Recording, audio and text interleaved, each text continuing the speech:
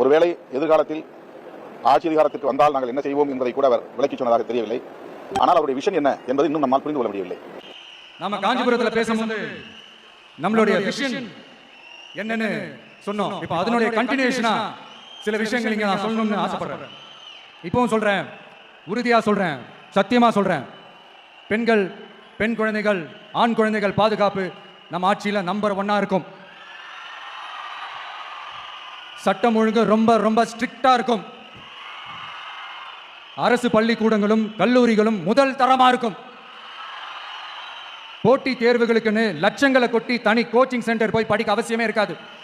ஏன்னா government school, college சிலபஸே போட்டி தேர்வுகளை ஈஸியா சந்திக்கிற வகையில் அந்த ஸ்டாண்டர்டுக்கு ஏற்ற மாதிரி அமைக்கப்படும். உயர்நிலை பள்ளி பாடத்திட்டங்களிலேயே அடிப்படை அரசியல் சாசன சட்டம் சேர்க்கப்படும்.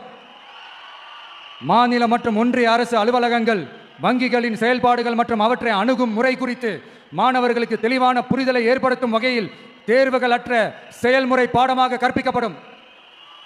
இந்தியா முழுக்க உள்ள ஒன்றிய அரசு சார்ந்த கல்வி நிலையங்கள் மற்றும் அதன் சேர்க்கை அட்மிஷன் குறித்து புரிதலும் தெளிவும் மாணவர்களுக்கு உருவாக்கப்படும்.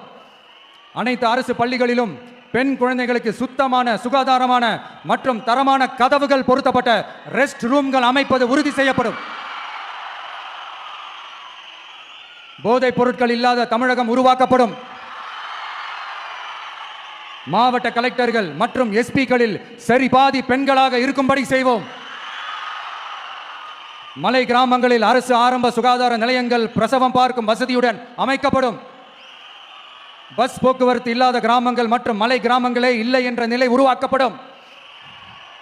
ஏற்கனவே அமைப்பு சாரா தொழிலாளர்கள் அமைப்பு இருந்தாலும் ஆட்டோ, டாக்ஸி மற்றும் லாரி டிரைவர்களுக்கென அவர்களின் நலன்களுக்காகவும் குடும்ப நலன்களுக்காகவும் தனியாக நல வாரியம் அமைக்கப்படும்.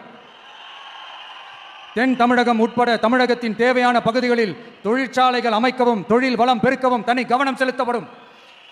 விவசாயிகள், மீனவர்கள் மற்றும் நெசவாளர்களின் கருத்துக்களை அறிந்து அவர்களுக்கான திட்டங்கள் காலத்தின் தேவைக்கேற்ப உருவாக்கப்படும்.